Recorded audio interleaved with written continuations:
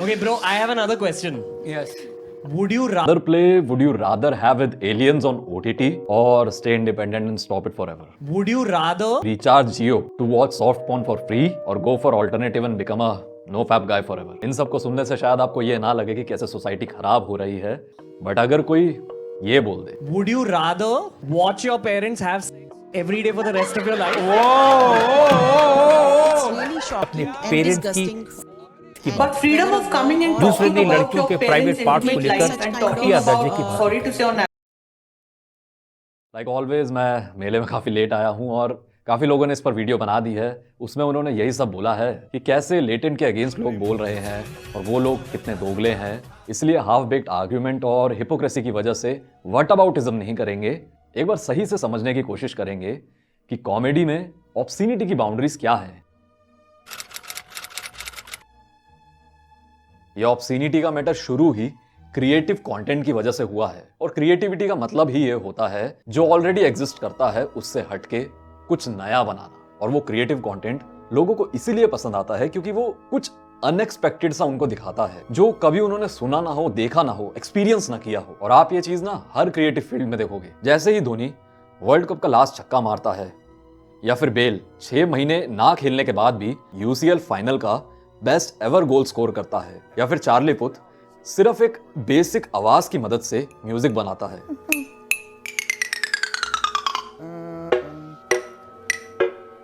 Then you have a completed. जब लोग ये सारी चीजें देखते हैं तो उनको ऐसा लगता है कि भाई ये क्या था यार। अब इस सिचुएशन में कंटेंट है कॉमेडी, और कॉमेडी का ना एक बेसिक डिजाइन होता है, एक सेटअप और फिर एक पंच लाइन। अब इसको ना एक बार मैथमेटिकली कुछ इस तरीके से लिख सकते हैं, comedy is equal to unknown factor multiply by humour intensity. इसलिए कोई नए तरीके से जब ह्यूमर इंटेंसिटी को बढ़ाया जाता है ना तो उस वजह से ऑब्ससीनिटी की बाउंड्री क्रॉस हो जाती है। ये मैं कैसे बोल रहा हूं ये मैं आपको बहुत बेसिक तरीके से बताऊंगा। इसलिए सबसे पहले समझते हैं कि ह्यूमर इंटेंसिटी यानी एक तरीके से चीजें फनी कैसे लगती हैं। यूनिवर्सिटी ऑफ कोलोराडो के रिसर्चर हैं पीटर मैग्रो और कैलेब वारन। वो अपनी एक मल्टीपल एक्सपेरिमेंट वाली रिसर्च से ये बताते हैं कोई भी चीज फनी वॉयलेशन और उसके बिनाइन होने की वजह से होती है। जब कहीं वॉयलेशन हो रही हो यानी किसी के साथ या किसी को पंच डाउन किया जा रहा हो या उसके साथ कुछ गलत हुआ हो, पर सेम टाइम पे वो चीज जो जोक एक्सपीरियंस कर रहा है उसके लिए बिनाइन हो यानी उसके लिए हर्टफुल ना हो। फॉर एग्जाम्पल आप एक बार सोचो, यहाँ फनीनेस को एक्सपीरियंस करने वाले ना आप हो। अगर आपका दोस्त सड़क पे पड़ी हुई डॉग शिट पे फिसल के गिर जाता है तो हंसी आएगी, पर अगर आप गिर जाओ तो हर्टफुल लगेगा और तब हंसी नहीं आएगी क्योंकि अब ये चीज सिर्फ वॉयलेशन रह गई। इसलिए सबसे पहला फैक्टर कि चीजें फनी जब ही होती हैं जब कोई वॉयलेशन हो और साथ ही ऑब्जर्वर उस वॉयलेशन से एक फिजिकल डिस्टेंस पर हो। अब ये जो मैंने आपको कॉमिक सिनेरियो बताया ये स्लैपस्टिक कॉमेडी में आता है जो आपने चार्ली चैपलिन की फिल्म्स में या फिर टॉम एंड जेरी में देखा होगा। बाकी और अलग तरह की कॉमेडी भी होती है जो ये बताती है कि फिजिकल डिस्टेंस के अलावा भी और चीजें होती हैं जो किसी चीज को फनी बनाती हैं। अब सैटायर कॉमेडी में सबसे कॉमन होते हैं पॉलिटिकल और रिलीजियस जोक्स। ये जोक्स वॉयलेट करते हैं या पंच डाउन करते हैं एग्जिस्टिंग नॉर्म्स को। अब यहाँ पे अगर उस जोक को एक्सपीरियंस करने वाला नॉर्म से डिस्टेंस पर हो यानी वो जो पुराने नॉर्म्स है उससे उसके बिलीव्स ना जुड़े हो तो जोक फनी लगेगा। जैसे आप ये जोक सुनो, नागपाड़ा एरिया में एक बाइक है, उसके पीछे लिखा हुआ है तुम्हें क्या लगा मौत आई तो मर जाऊंगा, नागपाड़े का राइडर हूं, कट मार के निकल जाऊंगा।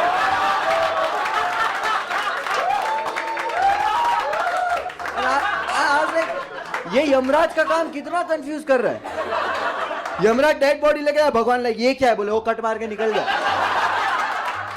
अब ये जोक कुछ कट्टर सनातनियों को अच्छा नहीं लगेगा। अब आप ये जोक सुनो, नाजिया, आपका नाम क्या? विशाल। नाजिया क्या कर रही विशाल के साथ तू? ये क्या लव रिवर्स लव जिहाद चला रहे हो तुम लोग? ठीक है विशाल मैं कुछ बोल रहा हूँ, रिपीट करो। बिस्मिल्लाह।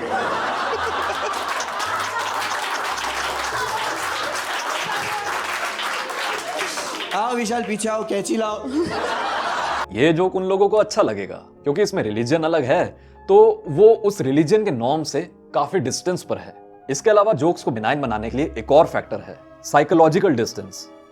ये आप ऑब्जर्वेशन रोस्टिंग कॉमेडीज में देखोगे। जैसे कॉमेडियन है क्रिस रॉक, ये फीमेल्स पर ये जोक कहते हैं, Women like, hey, if you don't take me on a nice vacation, I'ma find me a cute guy and I'ma pay for shit. But that only lasts for like 30 days. Because when it comes to women and money, I tell you right now, nothing dries up a quicker than a woman reaching for her wallet. There's something about a woman reaching for her wallet that just dries up the. And even later on, when you go to the gynecologist, he's like, oh my God, you've been paying for.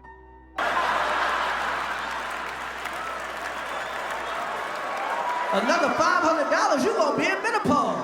अब ये joke कुछ females के लिए थोड़ा offensive हो सकता है, क्योंकि फीमेल्स इस जोक से ज्यादा साइकोलॉजिकल डिस्टेंस पर नहीं है, बट कॉमिक्स क्या करते हैं कि डिस्टेंस बढ़ाने के लिए वो या तो कभी कभार अपने आप पर जोक बनाते हैं या फिर ऑपोजिट पार्टी पर जोक बनाते हैं, मेल्स पर। If you want to know if your man is crazy or not, just check out his relationship with his mother. So all you got to do, check out his relationship with his mother, because he's like, hey mom, you kiss my, I don't give a, I'll put this foot up your. If he's like that, then you're next. अब इन jokes को कुछ लोग ना समझ पाए हो, उनको funny ना लगा हो, इसीलिए यहां आता है अगला फैक्टर, रिलेटिबिलिटी। अगर आप जोक की लैंग्वेज और उसके कॉन्टेक्स्ट को समझते हो, यानी वो आपकी नॉर्मल जिंदगी से जुड़ा है, तो वो आपको और ज्यादा फनी लगेगा। आप ये चीज ऐसी self deprecating stand up comedies में देखोगे, या फिर वो जो रिलेटेबल कॉमेडी बनाते हैं। इसके बाद अगला फैक्टर है ऑफरिंग ऑल्टरनेटिव बिलीफ्स। किसी भी कॉमेडी रूटीन में नॉर्म्स की वायलेशन हो रही हो और साथ ही आपको एक ऑल्टरनेटिव एक्सेप्टेबल नॉर्म भी दिया जा रहा हो, जैसे इस जोक में वरुण ग्रोवर कास्ट सिस्टम का मजाक बना रहे हैं। और कास्ट का एक और प्रैक्टिकल एप्लीकेशन जो मैंने उसको नहीं बताया, वो है जो इस समय हम जी रहे हैं, जिसके ठीक बीच में हम हैं, इंडियन इलेक्शंस। कास्ट निकाल दो इलेक्शन में से, लोग परेशान हो जाएंगे, वोट किसको देना, काम पे वोट देना है, ऐसे कैसे। अब यहाँ पे पहले तो वो लोगों को वॉयलेट करते हैं कि कैसे वो कास्ट को लेके काफी बेवकूफ हो जाते हैं, और साथ ही वो एक ऑल्टरनेटिव बिलीफ भी देते हैं कि कास्ट की वजह से वो अपना ही फायदा नहीं करा पाते। अगला फैक्टर है सरप्राइजिंगली ऑब्वियस व्यू पॉइंट्स। कभी कभार कॉमिक्स है ना कुछ ऐसा बताते हैं जो बिल्कुल सामने हो आपके, पर आपको ना दिखाई नहीं दे रहा हो। ये चीज मोस्टली आप अभिषेक उपमन्यु या फिर we are not good at is handling insults. Like if somebody insults us, we just repeat the insult. Like immediately, tu kutta.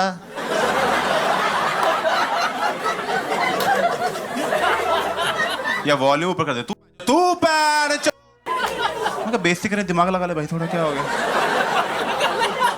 ऐसा ही ना कुछ लेट राजू श्रीवास्तव जी भी करते थे। मैं परफॉर्म कर रहा हूँ और जो सेठ जी हैं वैसे बैठे हैं गिलास लिए वैसे, और उनका बेटा बहुत लाडला था, वो 15-20 साल बाद मन्नतों से पैदा हुआ था, तो जितनी बदतमीजी कर रहा था ये उसको रोक नहीं रहे थे। तो मैं वो ऐसे सुन रहे हैं और उनका बच्चा मेरे पास आके बोला, अंकल आप ये क्यों सुना रहे हो। अगला फैक्टर है लेयर्स टू इट, यानी जोक और भी लॉजिकल और फनी लगने लगता है जब उसमें लेयर्स ऑफ हिडन मीनिंग होते हैं, जो सोसाइटी को समझने के लिए काफी जरूरी होते हैं, या किसी तरीके से हमें कुछ वो चीज बता रहे होते हैं, कोई मैसेज कम्युनिकेट कर रहे होते हैं। पता रणवीर भाई बहुत ज्यादा दुखी हैं, पर उनको होना नहीं चाहिए, क्योंकि उन्होंने जो अचीव किया है ना अभी, वो शायद दुनिया में कोई अचीव नहीं कर सकता। आप मेहनत के साथ ढेर सारा पैसा कमा लो, आपके जैसे और होंगे। आप मेहनत से सबसे फेमस आदमी बन जाओ, आपके जैसा कोई और होगा। आप कोई बुरे काम कर लो, आपके जैसा एक और मिल जाएगा। पर अगर आप जस्ट बिकॉज हो इस वजह से सुप्रीम कोर्ट से डांट खा रहे हो, तो आपके जैसा कोई नहीं हो सकता। इस जोक में फर्स्ट लेयर ये है, आपको पता होना चाहिए सुप्रीम कोर्ट ने रणवीर को क्या बोला। दूसरी लेयर है कि आपको पता होना चाहिए कि सेक्शन 294 क्या कहता है। तीसरी लेयर है कि इस सेक्शन का खुले आम उल्लंघन हो रहा है। और चौथी लेयर आपको पता होनी चाहिए कि जो उल्लंघन करता है उसको पुरस्कार भी दिया गया है। अरे शर्म करो। अब यहाँ पे ह्यूमन इंटेंसिटी को बढ़ाने के लिए अगला फैक्टर है साइकोलॉजिकल बेनिफिट्स, जो लोग जोक सुन के एक्सपीरियंस करते हैं। ये भी अलग अलग तरह के होते हैं। जैसे पहला है कोपिंग मैकेनिज्म। फ्रॉइड की रिलीफ थ्योरी वो ये बोलती है, यूजुअली लोग है ना अपने करंट या फिर मोस्टली पास्ट ट्रॉमास को याद करने से डरते हैं और इस वजह से वो उन ट्रॉमास में फंसे रह जाते हैं, उनको रिजॉल्व नहीं कर पाते। जॉर्डन पीटरसन इसको कुछ ऐसे समझाते हैं कि लोगों को अंधेरे में जाने से डर लगता है। बच्चों को लगता है कि वहां पे कुछ है जो हमें खा लेगा, कोई मॉन्स्टर है, पर जैसे ही उनको अंधेरे में छोड़ दिया जाए और जब वो उस जेन्युइन प्रॉब्लम को फेस करते हैं और देखते हैं कि वहां एक्चुअल में कुछ इतना है नहीं, तो उनके सारे इरेशनल फियर्स और जितनी भी कहानियां होती हैं उनके दिमाग में बनी हुई जो उनको रोक रही है कोई काम करने के लिए, वो टूटने लगती है। इसलिए डार्क कॉमेडी लोगों को अपने पास्ट ट्रॉमा को एक लेस ट्रिगरिंग वे में और लेस हार्मफुल वे में एक्नॉलेज करने में मदद करती है। जैसे एक पन है, मतलब वर्ड प्ले वाला जोक मैंने ही लिखा है, मेरी मन पसंदीदा औरत मेरी जिंदगी से ना भूत की तरह आजकल आती जाती रहती है। पता चला मुझे ऐसा क्यों है, क्योंकि वो बहुत पहले ही मर गई थी। पर पता है मैं खुश हूं इस बात से, क्योंकि कोई तो चीज है जो वो सच्चाई से निभा रही है। ये जोक शायद किसी के लिए ऑफेंसिव हो सकता है, बट किसी के लिए रियल प्रॉब्लम को समझने का तरीका भी हो सकता है। अब यहां पे एक ड्रेक इक्वेशन की तरह ही कॉमेडी इक्वेशन बन सकती है इन सारे फैक्टर्स से।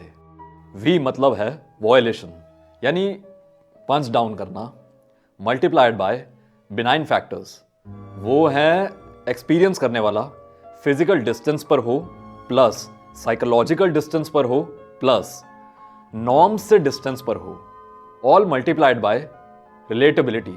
मतलब अगर कोई वॉयलेशन हो रही है पर उसका कोई रिलेटेबिलिटी कॉन्टेक्स्ट नहीं पता तो जोक फनी नहीं लगेगा। फिर R multiplied by alternative norms plus surprisingly obvious view points plus layers to it plus psychological benefit, क्योंकि हर जोक है ना साइकोलॉजिकल बेनिफिट के साथ नहीं आता। कोई बेनिफिट ना भी हो तब भी जोक एग्जिस्ट कर सकता है, इसलिए प्लस डिवाइडेड बाय सी यानी कॉग्निटिव लोड। इसका मतलब जोक समझने के लिए जितनी कम समझदारी लगेगी, जितना कम लोड लगेगा, उतना ही जल्दी जोक समझ आएगा और उतना ही ज्यादा जोक फनी लगेगा। अब ये बनाने का पर्पस ये समझना है कि हर डार्क जोक सेम नहीं होता। जैसे समय रैना का ये वाला जोक देखो। एक गरीब बच्चा आया मेरे पास, ठीक है, तो मैंने उसको ऐसे ही ना आउट ऑफ ऐसे 2000 रुपए का नोट दे दिया कि हाँ जब मजे कर जाके, ठीक है, ऐसे का एक दिन आता है कभी साल में, मैंने 2000 रुपए का नोट दे दिया। जैसे मैंने उसको 2000 रुपए का नोट दिया ना, उसके 10-15 दोस्त बच्चे आए, भागे, उसको हाथ पकड़ा, उसका खींच रहे, उससे पैसे धक्का मार रहे, वहां लड़ाई हो गई। वहां पे एक बच्चा प्लेटफॉर्म से नीचे गिर गया, पटरियों पे एक ट्रेन आके उसको कुचल के चली गई। जो 2000 रुपए मेरे वसूल हुए ना यार,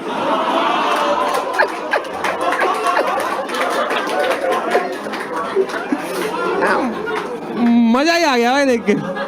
हालांकि इस जोक में फिजिकल और साइकोलॉजिकल डिस्टेंस है, पर वॉयलेशन इतनी ज्यादा स्ट्रांग है कि इसको सुनने में थोड़ी बहुत हंसी तो आती है, फिर स्ट्रेट वे गिल्ट भी होती है, अरे यार ये क्या सुन लिया। फिर एकदम से मेजरली लोग इसको जोक नहीं मानते, पर स्टिल ये कोई गलत या बुरा जोक नहीं है, क्योंकि इसमें एक डीप फिलोसॉफिकल लेयर है। वो ये है कि लोग हमेशा अपने साइकोलॉजिकल एंटरटेनमेंट के लिए मोस्टली लोग सेल्फलेसली चैरिटी नहीं करते। जो 2000 रुपए मेरे वसूल हुए ना यार। अब इस पंच लाइन के बाद ना एक और पंच लाइन आती है जिसमें वो इस मैसेज को एक तरीके से वैलिडेट भी कर देता है। जस्ट जोक है ये, ठीक है, मैं गरीबों को पैसे नहीं देता हूँ।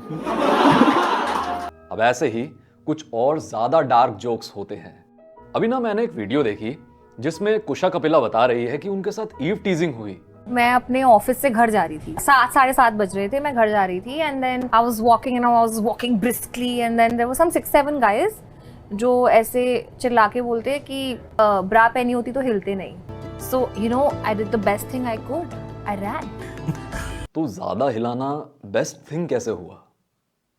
सॉरी, ये एक प्योर वॉयलेशन है। ऐसे जोक सिर्फ माइकल स्कॉट को ही पसंद आ सकते हैं या ऐसे लोगों को, क्योंकि ये होते ही हैं इस अगले साइकोलॉजिकल बेनिफिट के लिए।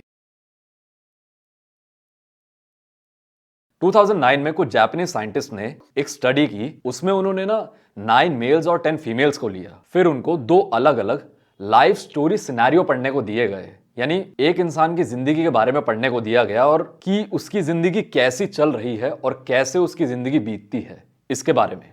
पहला था कि कैसे एक आम इंसान को बेइज्जत होना पड़ता है और फिर उसके साथ क्या क्या बुरी चीजें होती हैं। दूसरा था कि कैसे एक बहुत सक्सेसफुल इंसान और सिमिलर तरीके से उसके साथ बहुत ज्यादा बुरी चीजें होती हैं। ये पढ़ते वक्त उनके ब्रेन्स को स्कैन किया गया और उसमें यह पता चला कि दिमाग का एक हिस्सा होता है वेंट्रल स्ट्राइएटम, उसमें स्ट्रॉन्ग एक्टिवेशन दिखी जब भी वो सक्सेसफुल इंसान का समय खराब हो गया है और उसकी जिंदगी बेकार हो रही है उसके बारे में पढ़ते हैं। वेंट्रल स्ट्राइएटम ये हिस्सा बहुत जरूरी होता है प्लेजर फील करने के लिए जब भी आप सोशल वैलिडेशन एक्सपीरियंस करते हो। इससे साइंटिस्ट फिर ये कंक्लूड करते हैं कि क्रिंज कंटेंट की कॉमेडी से लोग शार्डनफ्रॉयडे फील करते हैं, यानी वो दूसरों के दर्द से मजा लेते हैं। इसीलिए ही लोग रोस्ट कॉमेडी पसंद करते हैं जहां किसी एक टारगेट को गालियां पड़ रही होती हैं। लोगों के बिग बॉस पसंद करने का या पड़ोस में या फिर सड़क पे किसी का झगड़ा हो रहा हो उसको देखने का भी रीजन यही होता है, शार्डनफ्रॉयडे। अब यहाँ पे एक काफी सरप्राइजिंग सी बात है कि जो लोग बिग बॉस देखकर खुश होते हैं और जो लोग बिग बॉस देखने वालों को क्रिंज मानकर हंसते हैं वो दोनों ही सिमिलर तरीके का प्लेजर फील कर रहे होते हैं। और इसीलिए ही लोगों को लेटेंट शो पसंद आया। इस शो ने ना लोगों को वो प्रोवाइड किया जो हम बचपन से रोज शाम को एक्सपीरियंस करते थे, यही शार्डनफ्रॉयडे। रोज शाम को दोस्त मिलके बैठते थे और फिर एक दूसरे का मजाक बनाते थे। आज इसका बन रहा है, कल उसका बन रहा है, कल उसका बन रहा है, परसों मेरा बनेगा। अब ये मजाक उड़ाने का ना काफी बड़ा पार्ट गालियां भी रही हैं, जिसके लिए स्पेसिफिकली लेटेंट शो को बुरा बोला जा रहा है। तो आपको पता है ये गालियां आज से शुरू नहीं हुई। एंशिएंट ग्रीस में एक गाली थी कॉर्पस, उसका मतलब है shit head. Ancient Roman culture में एक गाली थी मेंतुला, उसका मतलब है हेड। एंशिएंट चाइनीज कल्चर में भी एक गाली थी शाबी, उसका मतलब है स्टूपिड। ऐसा होने का reason psychologist and psycholinguistic Steven Pinker बताते हैं शुरुआत से ही 5 वजहों से लोग गालियां देते आ रहे हैं। पहला तो सबसे ऑब्वियस है अब्यूसिव स्वेरिंग, जिसमें आप किसी को बुरा या नीचा दिखाना चाहते हो। यार एक कुत्ता भौंक रहा है मादर, इसकी वजह से मैं बताओ यार। अगली है डाइफेमिस्टिक स्वेरिंग, जिसमें आप किसी स्ट्रॉन्ग इमोशन जैसे गुस्सा या पेन को एक्सप्रेस कर रहे हो गाली की मदद से। तीसरा है एम्फैटिक स्वेरिंग, जब आप किसी चीज को ना बहुत ज्यादा एग्जैजरेट कर कर बताते हो गाली की मदद से। गजब टूबीबाज आदमी हो। फिर है इडियोमैटिक स्वेरिंग, यानी कुछ लोग होते हैं ना जिनके मुंह पे गाली चढ़ी हुई होती है। हेलो कौन? क्या बे गांडू? इसके बारे में रवि किशन जी भी बताते हैं कि गाली रस है। हमारे यहाँ बनारस में 80 घाट पे जाएंगे, हमारे अवध में आएंगे, हमारे शादियों में गाली देते हैं। गाली तो एक सुंदर रस, एक भाव है। मेरी गालियों के बाद लोग कहते हैं कि भैया सुन के बुरा नहीं लगाला, जब गरियावल ना ऐसे लगाला 2-3 ठे और। इसके बारे में भी पिंकर बताते हैं कि जैसे ये वर्ड है डेफेकेट और दूसरा वर्ड है, ये दोनों बता तो एक ही चीज का मतलब रहे हैं, बट इनकी ना सोशल एक्सेप्टेंस बिल्कुल अलग है। पर अगर इनकी सोशल एक्सेप्टेंस सेम हो जाए तो स्पेसिफिकली गाली देने के लिए ना हमें ऐसा ही कोई नया वर्ड बनाना पड़ेगा। यानी वो ये बताते हैं कि गालियां एक लिंग्विस्टिक पर्पस सॉल्व करती हैं ह्यूमंस का। वो पर्पस है कि ह्यूमंस इमोशन एग्जैजरेशन के बिगर नहीं रह सकते। इसलिए आप देखोगे कि बोला तो जाता है कि माँ बहन की गाली ना दो, पर फीमेल्स भी देती हैं। क्यों करते हुए तो शर्म नहीं आती तुम लोगों को? स्टिल इस रस का पार्ट फीमेल्स कैसे बनी? देखो, हमेशा अगर आपको कोई हर्ट करना चाहता है ना तो वो आपके सबसे वीक पॉइंट पे टारगेट करेगा, तभी आप हर्ट होगे। फॉर एग्जाम्पल, ऋतिक रोशन को कोई बोल दे कि क्या दिखता है यार, मतलब छी थू, तो उसका रिएक्शन क्या होगा? पर दूसरी तरफ उनको कोई ये बोल दे क्या चल रहा है आजकल, मिलती है कंगना, अरे बता तो सही। Is Hrithik Roshan angry? Not at all. Feeling good. ऐसे ही फीमेल्स है ना सोसाइटी का एक वीक पॉइंट रही है पेट्रियार्की की वजह से ही। ये कैसे है इसके बारे में मैंने पिछली वीडियो में बताया है। अब क्योंकि गालियां पंच डाउन होने के लिए यूज होती है, इसलिए फीमेल उस गाली के वर्नाक्युलर का पार्ट बन गई है। अब रही बात क्या कॉमेडी क्लीन हो सकती है, पर इसको और एक्सप्लेन करता हूं मैं, आप ये वाली वीडियो देखो। कब करना है? कल? अरे कल से अभी कर लेते हैं। अभी कर लेते हैं। बुलवाओ मम्मी पंडित जी बुलाओ। क्या पंडित जी आपके साथ सो रहे आज रात को? मम्मी यार ये पापा का धोखा मत दो यार, मम्मी यार बिगड़ गई। हट। अब ऐसा बोला जा रहा है कि ऐसा माइंडसेट लेटेंट की वजह से आ रहा है लोगों में, पर यूट्यूब पर दूसरी तरफ कितनी सारी चीजें हैं। आईएएस की ट्रेनिंग ले लो, कोडिंग ले लो, हजारों चीजें सीखने की ले लो, वो क्यों नहीं देखते? क्या इसमें समय या लेटेंट की गलती है कि वो ये सब नहीं देख रहे? ये कुछ बच्चे होते ही ऐसे हैं जो इन 3 फैक्टर्स से अफेक्टेड होते हैं। इसके बारे में मैंने अपनी इन दोनों वीडियोस में बात की है और नेक्स्ट वीडियो में भी इसके बारे में मैं डिटेल में बात करूंगा।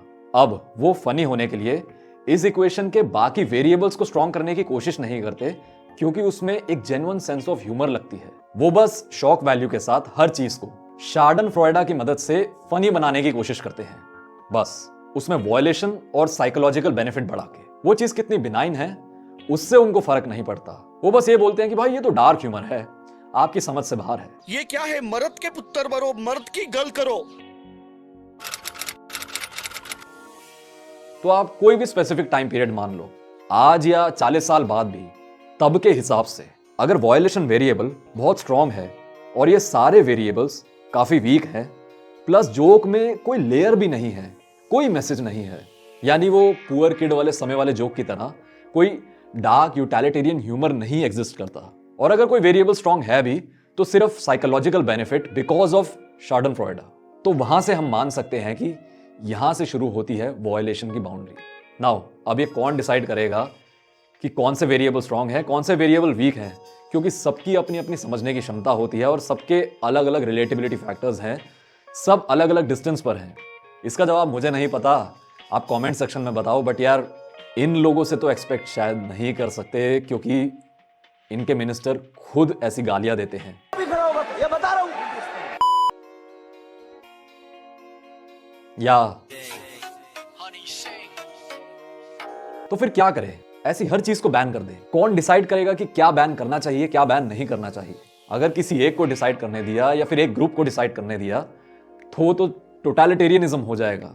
यही तो होता था सोवियत यूनियन में। इसलिए पता है बेस्ट यही चीज लगती है कि फ्री स्पीच रहे और हर चीज चलने दी जाए, बस एक स्ट्रिक्ट पे वॉल के साथ। अभी जो समय के साथ हुआ वो स्पेसिफिकली इसलिए हुआ क्योंकि पे वॉल तो थी, फिर वो उनको पब्लिक भी कर देता, फिर एक और नया एपिसोड आता उस पर पे वॉल होती, फिर दोबारा उनको पब्लिक कर देता। जो आजकल सॉफ्ट है ना, वो भी एक पे वॉल के बिहाइंड ही है। जो उस कंटेंट को कंज्यूम करना चाहता है वो अपने आप अपने पैसे से उसको कर सकता है, ये उसकी चॉइस है। और अगर एक कमरे के अंदर कोई किसी को नुकसान नहीं पहुंचा रहा तो क्या हमें उससे फर्क पड़ना चाहिए कि वो क्या कर रहा है? अब इसके अलावा ना एक और सेकेंडरी कंसर्न है। आप ये वीडियो देखो। हिला दूंगा सिस्टम, टकले। अरे भाई तू सिस्टम हिला देगा, मैं तेरे मुंह में हिला दूंगा, बता। ऐसी डार्क कॉमेडी, इनका क्या करें? फिर वही क्वेश्चन आ जाता है कि क्या क्या रोकेंगे। और दूसरी तरफ लोग आजकल नॉर्मल लाइफ से ना इतना ज्यादा स्ट्रेस्ड आउट हैं, इतने टूटे हुए हैं, तो अब वो शार्डनफ्रॉयडा की मदद से थोड़ा बहुत अच्छा महसूस करते हैं, और उनके अच्छे महसूस करने से किसी को बुरा भी नहीं लग रहा, क्योंकि वो सामने वाला एक कैरेक्टर प्ले कर रहा है। तो ऐसी चीजों को बैन करने का या गलत बोलने का क्या यूज है? अब सवाल है कि बच्चे बिगड़ रहे हैं, क्या उनको बिगड़ने दे? इंडियन फैमिलीज में बच्चों की जिंदगी खराब और उनको बिगाड़ा है गालियों से ज्यादा अल्कोहल की सेल ने। पता है एनिमल फार्म में एक बात बोली है और सारी बातें उस पर घूम के आ जाती हैं। आप गलत काम तब तक कर सकते हैं जब तक आप सरकार को सर्व कर सकते हैं और अपने आप को डिफेंड कर सकते हैं। जो हमारे जैसे छोटे मोटे कीड़े नहीं कर सकते, वो यही वर्च्यू सिग्नलिंग में पिस के मर जाएंगे। तो जो वर्च्यू सिग्नलिंग करके रोकने और बैन करने की बात करने वाले लोग हैं, भाई आग लगाओ, तो दुनिया में मजे करो, बस खुद ना जल जाना एक दिन। अभी ना इस चैनल का कब से पड़ा एक इनएक्टिव इंस्टाग्राम अकाउंट मैंने अभी एक्टिव किया है। इस अकाउंट को जाके आप जरूर फॉलो करना, ठीक है? इस पे मैं अब रेगुलर रील डालने लगा हूं, रेगुलर रहने की कोशिश करूंगा।